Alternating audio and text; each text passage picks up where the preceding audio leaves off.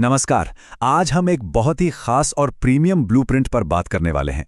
एक ऐसा स्ट्रक्चर जिसे अगर एक हाई क्वालिटी मॉडर्न ई बुक या डिजिटल गाइड में ढाला जाए तो वो आज के स्ट्रेसफुल दौर में सफलता, अनुशासन और शांति का एकदम अल्टीमेट रोड मैप बन सकता है। वेद से लेकर गीता तक हिंदू धर्म के 50 महान ग्रंथों का पूरा निचोड़ आज हम डिकोड करेंगे और देखेंगे कि ये प्राचीन ज्ञान आज की लाइफ में कैसे काम आता है।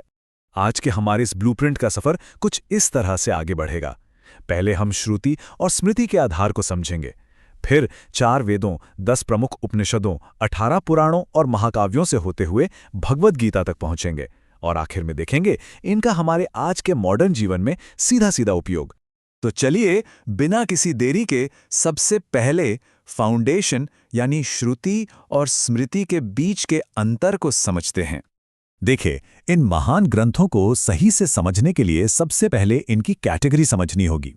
एक तरफ है श्रुति, यानी वो शाश्वत और परमानेंट ज्ञान जो प्राचीन ऋषियों ने गहरे ध्यान में सीधा ब्रह्मांड से सुना या महसूस किया। इसमें कोई बदलाव नहीं होता, जैसे कि हमारे वेद। और दूसरी तरफ है स्मृति, यानी वो ज्ञान जिसे याद रखा गया और जिसे विद्वानों ने समाज को एक दिशा देने के लिए व्यवहारिक रूप में लिखा, जैसे कि पुराण। ये जानना इसलिए जरूरी है ताकि हमें पता रहे कि कौन सा नियम एकदम अटल है और कौन सा समय और समाज के हिसाब से फ्लेक्सिबल है। अब इस मजबूत फाउंडेशन के बाद आइए ज्ञान की असली जड़ों की ओर बढ़ते हैं, यानी हमारे 4 वेद। अक्सर ऐसा लगता है कि वेद सिर्फ प्राचीन मंत्रों का एक संग्रह है ना? लेकिन असल में ये आज के विज्ञान और हमारी लाइफस्टाइल की एकदम सटीक जड़ें हैं। इस टेबल को देखिए। ऋग्वेद हमें प्रकृति के साथ तालमेल बिठाना सिखाता है, तो यजुर्वेद काम करने का सही अनुशासन और सिस्टम देता है। सामवेद में आज की म्यूजिकल थेरेपी और मेंटल पीस का बेस छुपा है, और अथर्ववेद तो सीधा सीधा हमारे प्रैक्टिकल हेल्थ और आयुर्वेद का खजाना है। आज के भागदौड़ भरे कॉर्पोरेट वर्ल्ड में एक बैलेंस लाइफ के लिए सबसे ऑथेंटिक सोर्स है। वेदों के इस विशाल ज्ञान के बाद हमारा सफर बाहर से भीतर की तरफ मुड़ता है और आत्म खोज का मार्ग प्रशस्त करता है, जो हमें मिलता है उपनिषदों में। यहां कुछ बहुत ही दिलचस्प बातें निकल कर आती हैं। जरा सोचिए, इन प्राचीन उपनिषदों के निष्कर्ष आज की किसी भी बेस्ट सेलिंग सेल्फ इंप्रूवमेंट किताब से कितने मिलते जुलते हैं। ईशावास्य उपनिषद सिखाता है बिना लालच के संसाधनों का इस्तेमाल करना, जिसे आज हम मिनिमलिज्म कहते हैं। केन उपनिषद विनम्रता और अपनी असली ताकत पहचानने पर जोर देता है। कठोपनिषद का सीधा फंडा है कि शॉर्ट टर्म डोपामाइन हिट से बचकर लॉन्ग टर्म सफलता पर फोकस किया जाए, और मांडुक्य उपनिषद सीधे सीधे गहरे ध्यान से मन को कंट्रोल करने की बात करता है। इसी फिलॉसफी से जुड़ा मुंडक उपनिषद का वो बेहद मशहूर और पावरफुल कोट है, सत्यमेव जयते, यानी सत्य की ही विजय होती है। ये सिर्फ एक आदर्श वाक्य नहीं है, बल्कि लीडरशिप का सबसे सॉलिड और कभी न बदलने वाला उसूल है कि सच्चाई के रास्ते पर चलना ही अल्टीमेट सक्सेस की गारंटी है। अब थोड़ा सा शिफ्ट लेते हैं और गहरी फिलॉसफी से निकलकर पुराणों और महाकाव्यों की व्यवहारिक कहानियों की तरफ चलते हैं। इन महाकाव्यों में लीडरशिप के 2 बहुत ही अलग और कमाल के मॉडल्स देखने को मिलते हैं। एक तरफ रामायण है, जो हमें एथिकल और वैल्यू बेस्ड लीडरशिप दिखाती है, जहां धैर्य है, कुछ नैतिक सीमाएं हैं और टीम को पूरी तरह एम्पावर करने की कला है।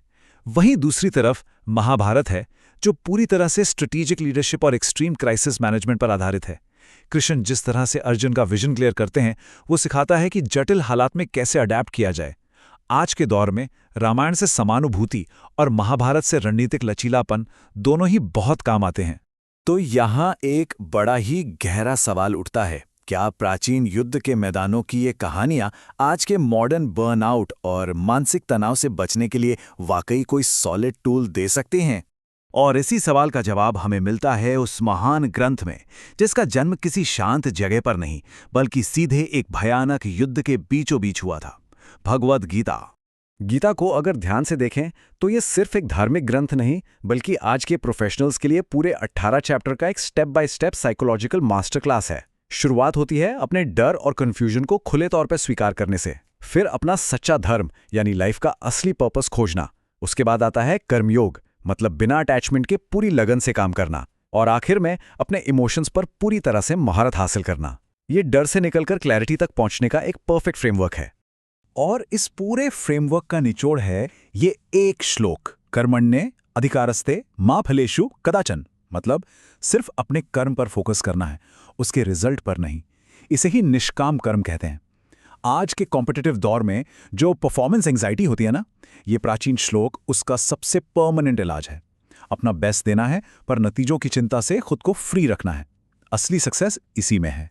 अब आते हैं इस पूरे विश्लेषण के सबसे अहम और फाइनल हिस्से पर, इन सबका आज के जीवन में सीधा उपयोग। जब हम आज की सबसे बड़ी प्रॉब्लम्स जैसे बर्नआउट, एंजाइटी और फोकस की कमी को इन शास्त्रों के सामने रखते हैं तो समाधान बिल्कुल साफ हो जाता है। हमारे पास प्रोसेस पर फोकस करने के लिए कर्मयोग है, इंस्टेंट ग्रेटिफिकेशन से बचने के लिए कठोर उपनिषद का लॉन्ग टर्म विजन है, और मन को शांत रखने के लिए मांडुक्य उपनिषद का गहरा ध्यान है।